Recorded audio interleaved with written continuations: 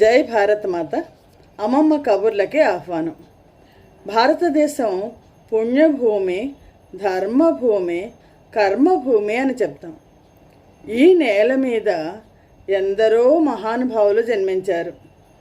మొత్తం సమాజం యొక్క వ్యవస్థలన్నిటినీ కూడా పరిశుద్ధం చేసిన వాళ్ళు మనకు కనిపిస్తారు. వారిలో క్రీస్తుపూర్వం 6వ శతాబ్దంలో జన్మించిన శ్రీ గౌతమ బుద్ధుడు ముఖ్యులు. బౌద్ధ మతం క్రీస్తుపూర్వం 6వ శతాబ్దంలో భారతదేశంలో ప్రారంభమై ప్రపంచ మతం అయింది. ఎవరి గౌతమ బుద్ధుడు అంటే చిన్నతనం నుంచి అందరూ తెలుసుకుంటున్న వాళ్ళే. గౌతమ బుద్ధుడు, అతని అసలు పేరు పుట్టుక సిద్ధార్థుడు. తల్లిదండ్రులు పెట్టిన పేరు సిద్ధార్థుడు. గౌతమ బుద్ధుడు శాక్య వంశానికి చెందినవాడు. కపిలవస్తు వీరి రాజ్యం. కపిలవస్తుని శుద్ధోధనుడు అనే మహారాజు పరిపాలిస్తున్నాడు. శుద్ధోధనుడి భార్య మాయావతి. ఆమె గర్భవతి అయినప్పుడు శుద్ధోధనుడు తనకు ఎటువంటి కుమారుడు జన్మిస్తాడు అని మొత్తం పండితులందరినీ అడిగినట్లు తెలుస్తుంది. ఎందుకంటే మాయావతికి ఆమె గర్భం ధరించేటప్పుడు ఒక కళ వచ్చిందట. ఆ కళలో 6 దంతాలు కలిగిన ఒక తెల్లని ఏనుగు ఆకాశంలోంచి వచ్చి తన గర్భంలో ప్రవేశించినట్లు ఆమె కళ వచ్చిందట. అది చూసేసరికి ఆ సంగతి విని శుద్ధోధనుడు మొత్తం తన ఆస్థానంలో ఉన్న పండితులందరినీ పిలిచి ఈ కళకి అర్థం ఏంటి అని అడిగితే, మీకు జన్మించబోయేది మగబిడ్డ, అతను చాలా గొప్ప వ్యక్తి అవుతాడు అని చెప్పారు. మాయావతి ఆవిడ నేపాల్ తరై భూములకు చెందిన అక్కడి రాజ్యానికి చెందిన స్త్రీ. శాక్య వంశంలో కోడలైంది.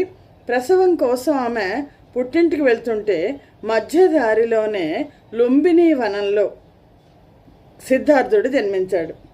సిద్ధార్థుడు జన్మించిన 7వ రోజున మాయావతి కన్నుమూసింది. అప్పుడు పినతల్లి అయిన ప్రజాపతి గౌతమి సిద్ధార్థుడిని పెంచింది. సిద్ధార్థుడు అనే పేరు అంటే ఏదైనా సరే సాధించగలిగినవాడు అని అర్థం. మహాప్రజాపతి గౌతమి పినతల్లి చేతుల మీదుగా పెరిగాడు కాబట్టి అతను గౌతముడు అయ్యాడు. గౌతముడుగా పిలువబడ్డాడు. తల్లి పేరు మీదుగా గౌతముడు అని పిలువబడ్డాడు. చిన్ననాటి నుంచి కూడా గౌతముడు చాలా మానసికంగా చాలా స్తబ్దతగా ఉన్నట్టు అనిపించేవాడు. ఎవరితోనూ ఎక్కువగా కలిసేవాడు కాదు. శుద్ధోధనుడు జాతకం వేయిస్తే ఈ పుట్టిన పిల్లాడు అయితే ఒక గొప్ప యోగి అవుతాడు, లేదా ఒక గొప్ప చక్రవర్తి అవుతాడు. అయితే యోగి అవ్వకుండా చక్రవర్తి అయితే తండ్రి మహారాజు కాబట్టి సంతోషించాలని చిన్నతనం నుంచి సిద్ధార్థుడికి కష్టం అనేది తెలియకుండా పెంచాడు శుద్ధోధనుడు. అయితే ఎప్పుడు కూడా ఈ పిల్లాడు ఎవరితోనూ పోటీ పడేవాడు కాదు, ఎవరిని కష్టపెట్టేవాడు కాదు. తను ఆఖరికి పశుపక్షాదులతో కూడా చాలా స్నేహంగా ఉండేవాడు. చిన్నతనంలో జరిగిన ఒక సంఘటన చెప్తారు. ఇతని సవతి తమ్ముడైన దేవదత్తుడు బాణం వేసి ఒక పక్షిని కొడితే ఆ పక్షిని సిద్ధార్థుడు రక్షించి కాపాడుతాడు. దేవదత్తుడు వచ్చి పక్షిని ఇమ్మన్నప్పుడు, నేను ఇవ్వను, ఎవరు కాపాడితే వాళ్ళకే ఆ పక్షి చెందుతుంది అన్నట్టు దేవదత్తుడు దానికోసం విరోధం పెట్టుకున్నట్టు మనకు తెలుస్తుంది. ఏది ఏమైనా సిద్ధార్థుడు చిన్నతనం నుంచి కూడా జ్ఞాని లక్షణాలే తెలుస్తుంది మనకి. చాలా చిన్న వయసులోనే 19 ఏళ్లకల్లా అతనికి వివాహం చేయడం జరిగింది. యశోధర ఆ రోజుల్లో చాలా అద్భుతమైన సౌందర్య రాశి యశోధరతో సిద్ధార్థుడికి వివాహమైంది. కానీ సిద్ధార్థుడు అసలు బయటి ప్రపంచం అంటే ఏంటో తెలియకుండా, దుఃఖం అంటే ఏంటో తెలియకుండా పెరిగాడు. యశోధర గర్భవతి అయింది. తర్వాత రాహులుడు అనే కుమారుడు జన్మించాడు. ఆ రోజున రాహులుడు జన్మించిన రోజున సిద్ధార్థుడు మానసికంగా చాలా ఉద్వేగానికి గురయ్యాడు. అతను నగర వీధులను చూడడం కోసం, కపిలవస్తు రాజ్యాన్ని చూడడం కోసం ఒక చెన్ని అనే ఒక రథ సారథిని తీసుకొని బయటికి వెళ్ళిపోయాడు. శుద్ధోధనుడికి సంగతి తెలిస్తే అసలు సిద్ధార్థుడు వెళ్తున్న మార్గం అంతా కూడా చాలా ఏమీ ఉండకుండా, కష్టం అనేది తెలియకుండా చూపించేవాడు. కానీ చెప్పకుండా వెళ్ళబట్టి అక్కడ సిద్ధార్థుడు ఆ మార్గంలో, రాజమార్గంలో 4 దుఃఖాలను చూశాడు. ఒక చాలా జబ్బుపడ్డ మనిషిని చూశాడు. అలాగే ఒక మరణించిన మనిషిని చూశాడు. ఒక చాలా ముసలి అతన్ని చూశాడు. ఒక సాధువుని చూశాడు. చెన్నీని రథసారథిని ఎందుకు ఈ జబ్బు పడ్డ మనిషి ఇంత దుఃఖంలో ఉన్నాడు, ఎందుకు ఈ ముసలివాడు ఇంత దుఃఖంలో ఉన్నాడు అని అడిగినప్పుడు, ఎందుకు ఈ వ్యక్తి చుట్టూ అందరూ ఏడుస్తున్నారు అని అడిగితే, జబ్బు కానీ ముసలితనం కానీ మరణం కానీ మనం తొలగించుకోలేని దుఃఖాలు. అంటే మరి సాధువు ఏంటి అంటే ఈ దుఃఖాలకి కారణం వెతుకుతున్నాడు సాధువు. అందరిలోకి సాధువు చాలా ఆనందంగా ఉన్నట్లు అనిపించాడు. సిద్ధార్థుడు వెనక్కి తిరిగి వచ్చేసిన మనస్సు వికలంగానే ఉంది. అతను ఆ రోజే రాహులుడు జన్మించాడు. రాహులుడు అంటే ప్రతిబంధకమని. నిజానికి భార్య, పిల్లాడు, ఇంత రాజభోగాలు, రాజ ప్రాసాదం ఇదంతా వదిలిపెట్టి సిద్ధార్థుడు బయటికి వచ్చి అర్ధరాత్రి ఒక గుర్రాన్ని తీసుకొని వెళ్ళిపోయాడు రాజప్రసాదాన్ని నుంచి. దీన్ని మహాభినిష్క్రమణం అంటారు. ఎందుకు మహాభినిష్క్రమణం అంటే సిద్ధార్థుడు వెళ్తున్న ఈ ప్రయాణం ప్రపంచంలో ఉన్న దుఃఖాన్ని తొలగించడానికి, దుఃఖాన్ని తగ్గించడానికి జరిగిన ప్రయత్నం. అందుకని బుద్ధ కథల్లో మనకేం కనిపిస్తుందంటే, నిజానికి గుర్రానికి సప్పుడవుతుంది కదా, ఎవ్వరూ లేవలేదు. కృష్ణ పరమాత్మని తీసుకెళ్ళి నందుడి ఇంట్లో పెట్టినప్పుడు అందరూ ఎలా అయితే నిద్రపోయారో అలా ఎవ్వరికీ అసలు ఈ సిద్ధార్థుడు బయటికి వెళ్తున్నాడు అన్న సంగతే తెలియదు. గుర్రం డెక్కలు చప్పుడవకుండా భూదేవి తన చేతులను పెట్టిందట గుర్రం డెక్కల కింద. మనకు అమరావతి శిల్పాల్లో ఆ శిల్పం కూడా కనిపిస్తుంది. భూదేవి పైకి వచ్చి తన చేతులను పెట్టినట్టుగా, అరిచేతులను పెట్టినట్టుగా కనిపిస్తుంది. మొత్తానికి సిద్ధార్థుడు బయటికి వెళ్ళిపోయి కొన్నాళ్ల పాటు ఈ సనాతన ధర్మ గురువుల దగ్గర, మరికొన్నాళ్ల పాటు జైన మత గురువుల దగ్గర శుశ్రూష చేశాడు. రెండిటిలోనూ కూడా సిద్ధార్థుడికి సంతృప్తి కలగలేదు. చివరికి అతను ధ్యాన మార్గమే ముఖ్యమైన మార్గము, అసలు ఈ దుఃఖానికి కారణం, దుఃఖ విముక్తిని, ప్రజలందరినీ దుఃఖం నుంచి తప్పించడానికి ధ్యాన మార్గమే కారణమని అనుకుని ఆ ధ్యాన మార్గంలో చాలా అసలు ఏమాత్రం ఆహారం తీసుకోకుండా ధ్యానం చేస్తూ నీరసించి పడిపోయినప్పుడు సుజాత అనే ఒక అమ్మాయి కొన్ని పాలు పాయసం తీసుకొచ్చి పెట్టినట్టు అప్పటి నుంచి కొంత శరీరానికి ఆహారం ఇస్తూనే ధ్యానం చేయాలి అని అనుకున్నట్లు మనకు తెలుస్తుంది. కానీ ఆ తర్వాత సిద్ధార్థుడు గయలో ఒక అశ్వత్థ వృక్షం కింద, ఒక రావి చెట్టు కింద కూర్చుని అప్పుడు నిర్ణయం తీసుకున్నట్టు ఏంటంటే, నా శరీరం అంతా కరిగిపోని, నా నరాలన్నీ పగిలిపోని, నేను మాత్రం దివ్య జ్ఞానం అంటే ఈ దుఃఖం పోవడానికి మార్గం ఏంటో తెలుసుకోకుండా నేను నా ధ్యాన స్థితి నుంచి బయటికి రాను. అలాగా సుమారుగా 48 రోజుల పాటు సిద్ధార్థుడు ధ్యానం చేశాడు అని చెప్తారు. చేసి ఒక్కసారి జ్ఞానోదయం అయింది.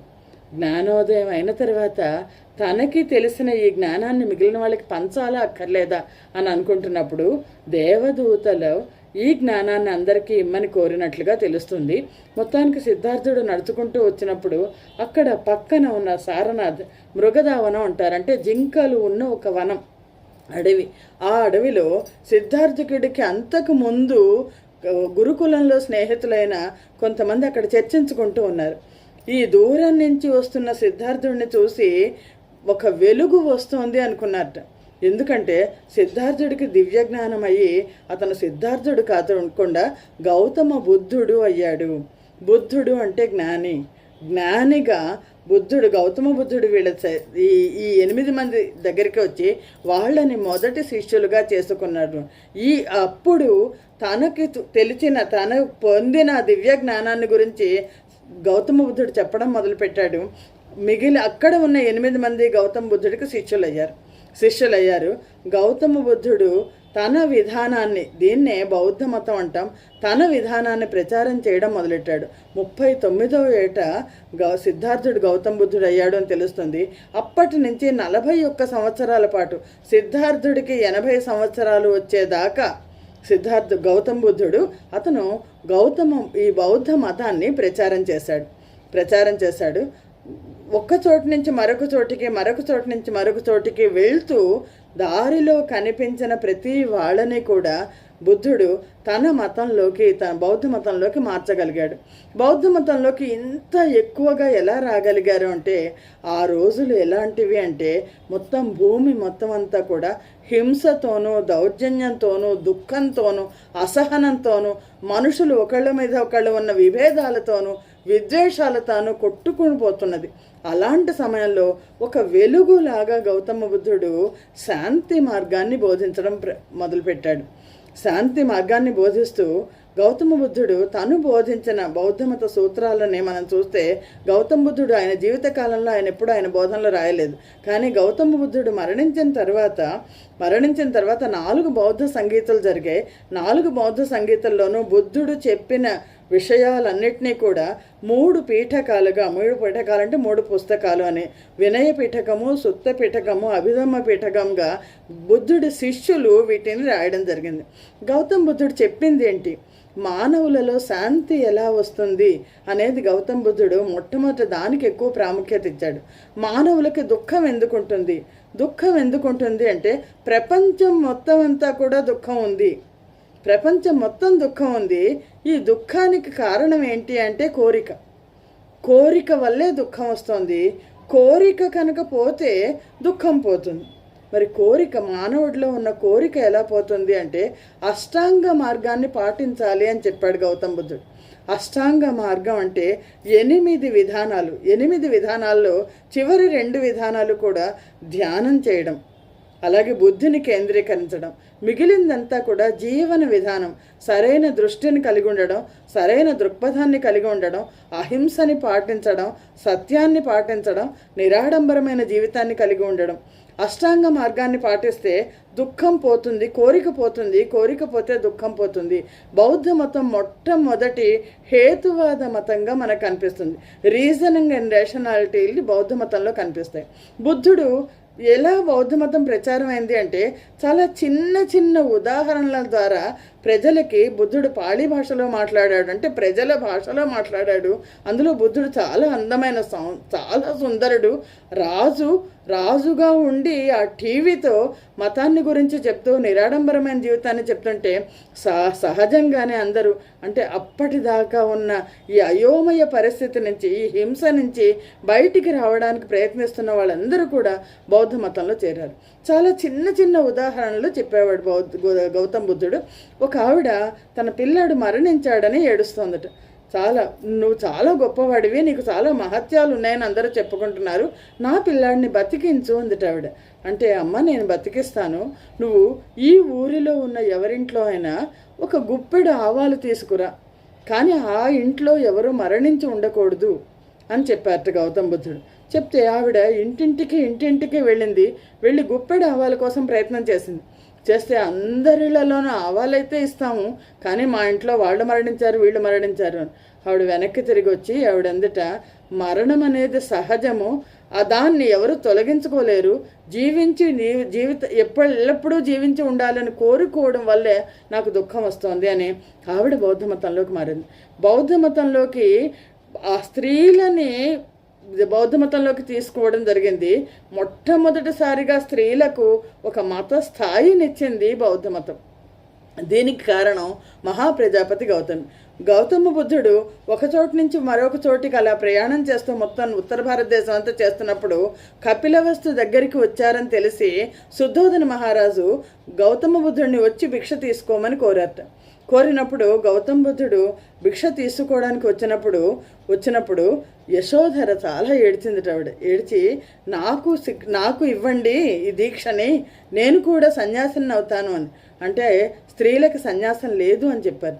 రాహులుడు 6 ఏళ్ల పిల్లాడు, రాహులుడికి ఇవ్వమంటే రాహులుడికి సన్యాస దీక్ష ఇచ్చాడు గౌతమ బుద్ధుడు. నువ్వు రాజ్యం చేసినా సరే సన్యాసిగా రాజ్యం చెయ్యి, ఇదంతా కూడా ఏది కూడా శాశ్వతం కాదు.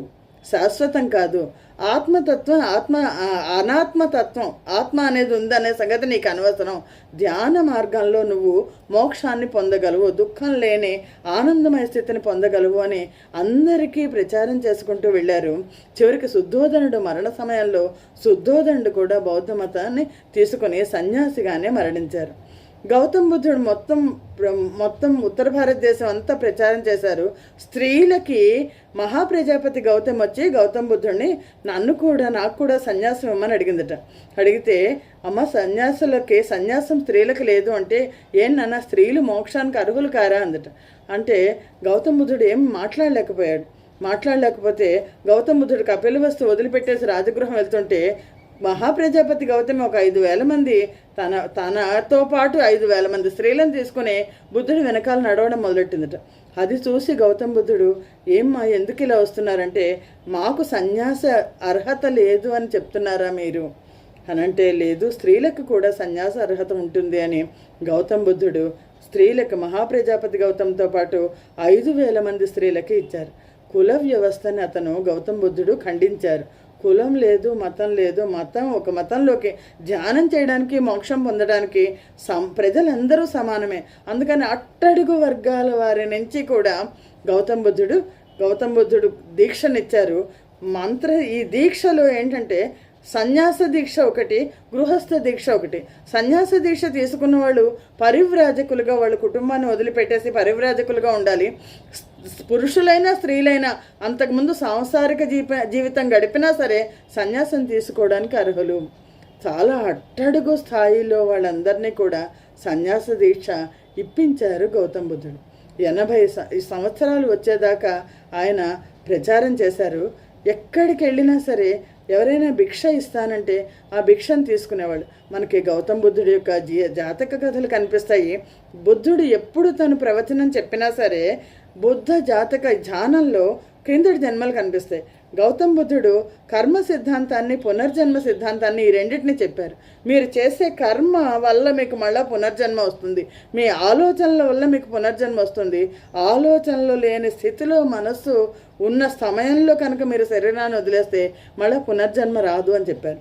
కర్మ సిద్ధాంతాన్ని చెప్పారు. పునర్జన్మ సిద్ధాంతాన్ని చెప్తూ తాను అంతకుముందు ఎన్ని వేల జన్మలు ఎత్తారో, మానవులుగా ఎత్తినట్టు అలాగే పశుపక్షాదులుగా ఎత్తినట్టు అన్నీ కూడా చెప్పారు.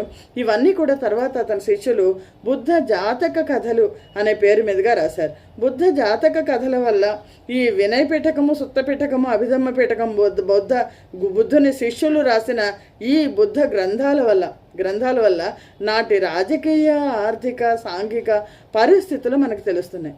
గౌతమ బుద్ధుడు 80వ ఏట ఒక వ్యక్తి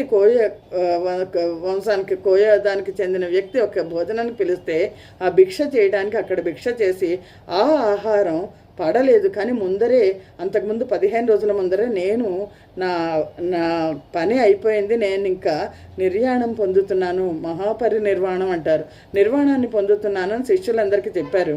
కానీ ఆరోగ్యంగానే ఉన్నారు కదా అనుకున్నారు. అని ఆ భోజనం చేసి ఆ భోజనం పడక గౌతమ బుద్ధుడు నేను మరణిస్తున్నాను అని చెప్పారు. ఆనందుడి ఒళ్ళో తల పెట్టుకొని గౌతమ బుద్ధుడు పడుకొని మరణించారు అని చెప్తారు. ఆనందుడు అడిగట, మీ తర్వాత ఎవరున్నారు మాకు అని అంటే, మీరు బౌద్ధ ధర్మాన్ని, సంఘాన్ని, బుద్ధం అంటే జ్ఞానతత్వాన్ని, వీటిని మూడింటిని శరణు కోరండి అని చెప్పారట. బౌద్ధ సంఘాన్ని ఏర్పాటు చేశారు. స్త్రీలకు వేరుగా, పురుషులకు వేరుగా బౌద్ధ సంఘాలు ఉండేవి. ఈ సంఘాలని నాటి రాజులందరూ కూడా పోషణనిచ్చారు. బుద్ధుడి జీవిత గురించి ఒక చిన్న సంఘటన కూడా చెప్తారు. ఒక శిష్యుడు, ఈ సంఘారామాల్లో ఉన్న ఒక శిష్యుడు బుద్ధుడి దగ్గరికి వచ్చి, నా దుస్తులు చినిగిపోయినాయి, నాకు వేరే దుస్తులు కావాలి అని అడిగారు. చాలా ధనవంతులు కూడా వచ్చి పరివ్రాజకులుగా, సన్యాసులుగా ఉండేవాళ్ళు.